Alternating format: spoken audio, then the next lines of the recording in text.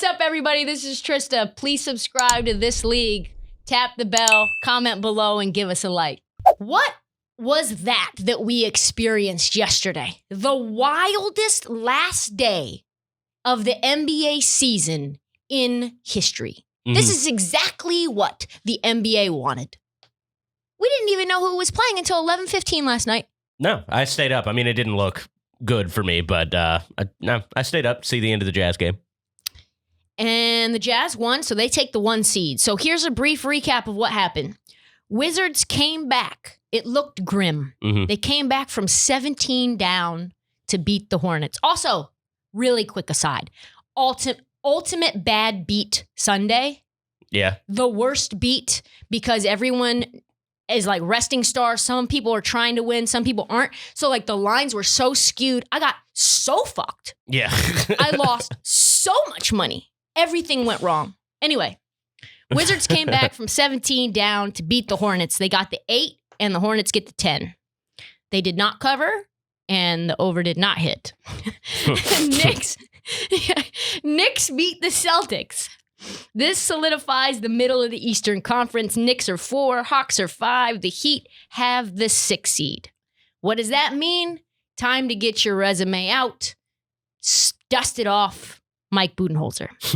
Nets won to keep the 2 seed, and the Bucks rested their players, knowing that they couldn't make the 2 seed. Their game played after the Nets, so they have 3. This Pacers team, dangerous. Yeah, I agree. They look very good. They took the 9 spot. So this is what we know out east right now. It's the Heat versus the Bucks and the Hawks versus the Knicks. Play-in is set. We will preview this later, but it is Washington versus Boston in the 7-8 play-in game and Charlotte at Indiana in the 9-10 game. Loser of the 7-8 plays the winner of the 9-10. But that was not where the drama was. The drama was late night West Coast games, which is, when you live on the East Coast, very disappointing. Oh, it's the worst. As it's the worst. I'm still getting used to it. Yeah, I mean, me and you seem like people who like our sleep. I'm a big fan of the whole like evolutionary circadian rhythm thing, where it's like you go night-night when it gets dark and you wake up when it's bright out. Mm-hmm. That's fucked. When you cover the NBA, I have been putting off talking about the NBA as a career for a long time for this exact reason. Yep. I have to stay up regularly till 1 a.m. Fuck. All right, so this is what happened. Multiple teams, it was clear, do not want any part of playing the Lakers. Oh, yes. 3 teams did everything they could to avoid them in the first round. First team, the Suns. That's you. I mean. The Suns, that's you. By the way, what was that happened against the Spurs? Just the whole game? I mean, it was a weird game. You rested everyone. That fucked me too. I had Spurs -5 in the first half. They played everyone, the Spurs. The Suns -5 in the first half. The Spurs played everyone for no reason, and you rested everyone for no reason. Each one more, baby. Each one. Yuck. Anyway, so you're trying to get the 1 seed. So you win. Suns win. Now the Jazz need to win, or the Suns get the 1 Jazz seed. Need to lose to the Kings, yeah. Jazz need to win out in order to keep the 1 seed. Yeah. So they now need to play their people, right? Mm-hmm. The Clippers decide we don't want any part of a potential 3-6 matchup with the Lakers. So they punt on Saturday and they punt on Sunday. Now, they don't know if they need to punt Sunday. So they're kind of filling it out, right? So they punt Saturday against the Rockets. They rest all their stars. They lose. Okay, then if Denver beats Portland, then the Clippers can win against OKC. Unfortunately, those teams are both playing at the exact same time. So the Clippers say, fuck it. We're just going to lose regardless. We're going to put our end of the bench guys in. Jay Scrubb got a lot of minutes. It's a real human. Jay Scrubb. So they can avoid the 3 seed. They would much rather obviously play the Mavs or the Blazers versus the Lakers. So let's just say this very clearly. I understand where the Suns are coming from. You want the 1 seed. You deserve to play who you want. Yeah, I mean, you always want the 1 seed. Always want the 1 seed. So I'm not going to call the Suns or the Jazz cowards. But let's be very, very clear.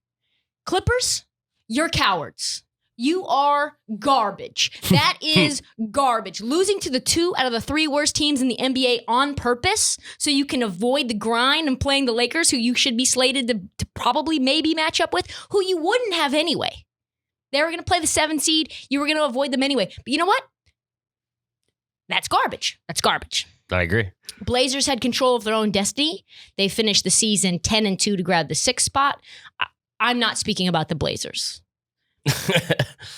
Just that's what we're doing. As a Blazers fan, I'm not speaking about them. It was a great end of the season. Solid end of the season is what we'll say.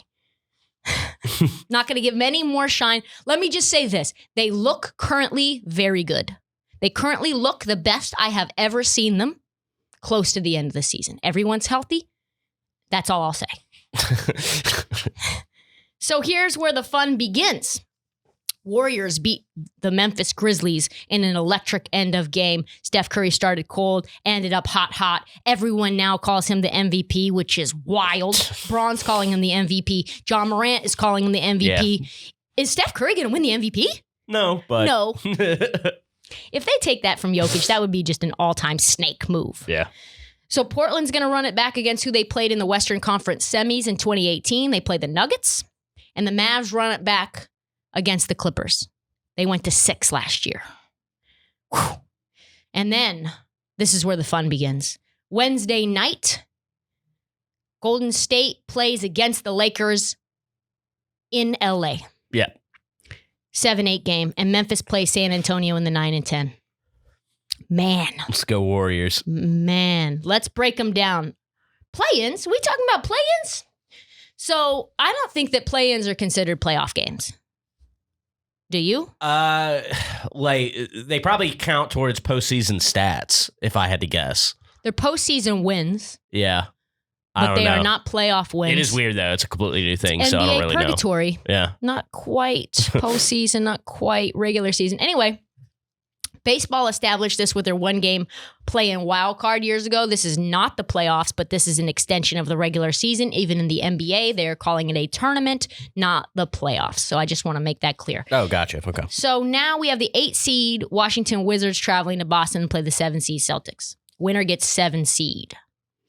And they will play the winner of Pacers and Charlotte. And they will play, and so the winner will get 7 and play the Nets, right? Yeah.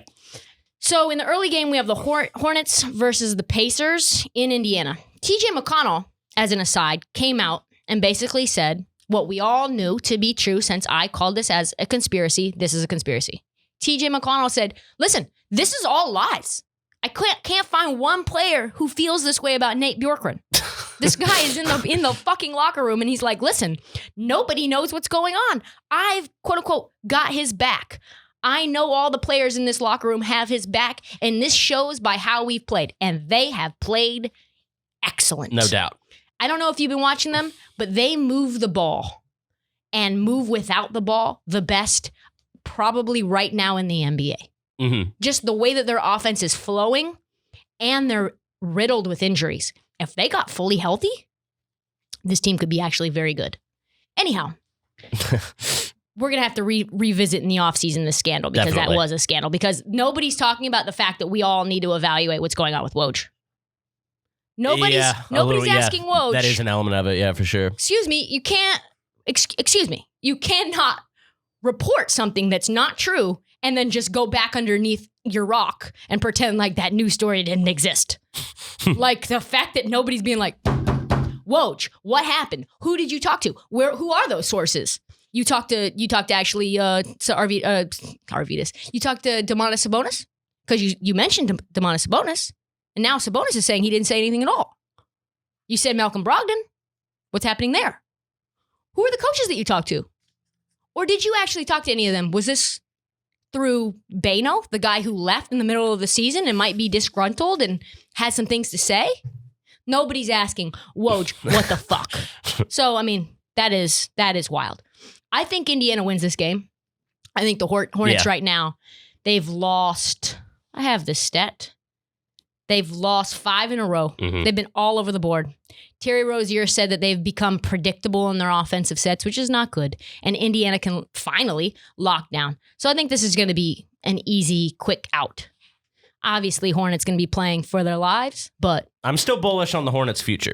Oh, for sure. Yeah. I think in the next season, in following seasons, they're going to be really great. This is an amazing season to build on. Mm-hmm. And it's sad that LaMelo got injured and they couldn't be 6 seed or 5 seed wherever they were before he did. So, yeah, they are mad. The Pacers are mad. They want to win for Nate, and they are finally, slowly but surely getting healthy. So, yeah, I like Indy. And then in the late game, very late game, we've got like a 9 or 10 p.m. East Coast game. Tipping. Wizards at Celtics, and the Celtics are trash. Trash. You are big trash. You are unhealthy, and you are big trash. I said this for a while now. The Wizards are dangerous. They gutted that fucking win out against Charlotte. And Bradley Beal is not healthy right now, and I still don't care. This is a game Boston had no reason to want. I'm sure they would have rather played Charlotte, no? Oh, 100%. Yeah. Boston's 2-1 against the Wizards, but we know that one of those wins was a fucking swindle, right? That was the one where Bradley Beal slipped on Jason Tatum's sweat, which somehow never got wiped up. And then Scott Brooks, the amazing coach that he was, when they were wrapping him up, didn't call timeout. And then Bradley Beal stepped out of bounds. Game over. Mm-hmm. My prediction is that the Wizards then play the Nets in a 2-7 matchup, just in time for Kyrie back on his social activism bullshit. Please play the clip of what he is up to. Me personally, I'm not really, I'm not gonna lie to you guys. A lot of stuff is going on in this world, and this is 11 seconds into the interview. Thing to me right now, there's a lot of stuff going on overseas. All my people are still in bondage all across the world, and there's a lot of dehumanization going on. So, I apologize if I'm not going to be focused on y'all questions. It's just too much going on in the world for me to just be talking about basketball. Like, I focus on this shit 24/7 most of the time, but it's just too much going on in this world not to address. It's sad to see this shit going on. And it's not just in Palestine. It's not just in Israel. It's all over the world, man, and I feel it. I'm very compassionate toward all races, all cultures, and to see a lot of different people being discriminated upon or against, being discriminated against based on their religion, color of their skin, what they believe in. It's just sad. We all say we're human beings and we care and we're compassionate, but what are you doing to help? And being in this gym, yeah. Yep, just in time for playoffs. Kyrie is focused on other things. Good news from my basketball smoothie bet, though. I want Kyrie to be focused on nothing other than Palestine right now. 50, 40, 90 for Kyrie, by the way. First season in his career. I guess that's attributing somewhat to Steve Nash. That's the only nice thing I'll say about Steve Nash. I don't know how they really correlate, but someone texted me that he thinks that they're correlated, so I'll give him that. Well, Steve did it 3 times, I think. And one of them, I think he played 1,300 more minutes than Kyrie did this season. So right. So not the same. But yes, good news for my basketball smoothie bet. I want nothing more than the Nets to get bounced in the Eastern Conference Finals to the Heat so that I do not have to sweat out the finals thinking that there's a possibility that I'm going to have to ingest rubber. So, okay. So moving on out west, it's the early game. San Antonio takes on the Grizzlies. Man, I don't know if I told you this, Marty, but I pissed off some Greg Popovich fans this weekend. Really? On my personal TikTok, I said, it's time. It's been time. Greg Popovich, you just got to go. It's time to go. We've all been thinking it. And at this point, this was the same day that Greg Popovich decided to not coach the San Antonio Spurs and go to the Tim Duncan Hall of Fame induction. Totally fair. Yeah. But it's very clear as well that you have been not really locked all the way in to coaching. It seems like you would rather be doing anything else than coaching the San Antonio Spurs, breaking down Kazakhstan's bench players, just don't want to be prepping for this play-in team. Yeah. But God damn it, if the Spurs aren't good when they want to be good. Oh, always. They look like an irritating team.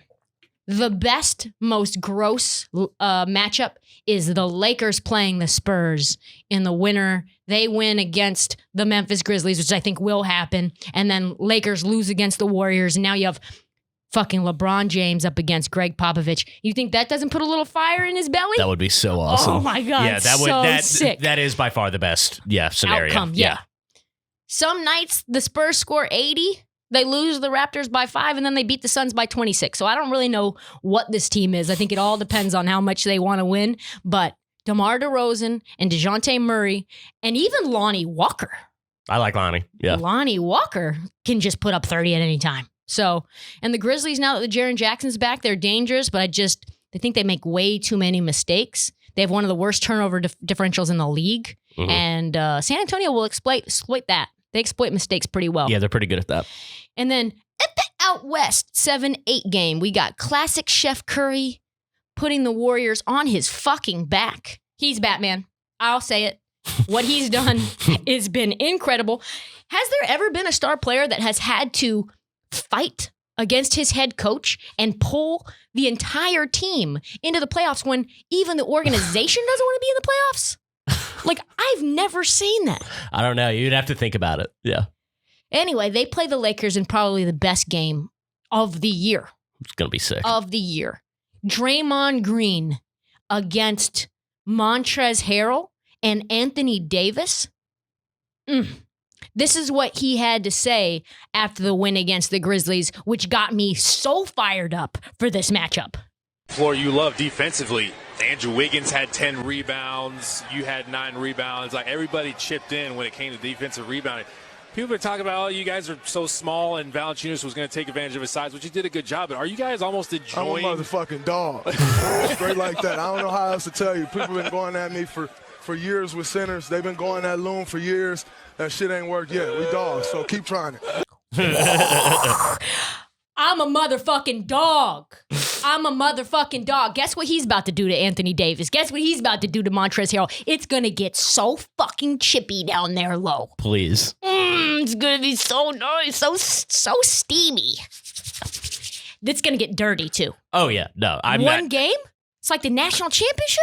Have they released the line yet? I wonder what, it's got to be like 2.5. It's going to be something like that. It's going to be low. Yeah. Because you just cannot count out Curry and Draymond doing the things that they do. We need a classic Curry game. Oh, my God. I just need it.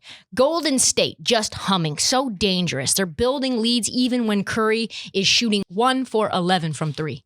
That's a hard thing to say. 1 for 11 from 3. And when he comes alive, oh, my God, it's like night-night sleep mask. Mm-hmm. Night-night. Grizzlies made a big run in the late game yesterday, and Curry just put the nail in the coffin, put him back down to sleep. Night. This is going to be electric.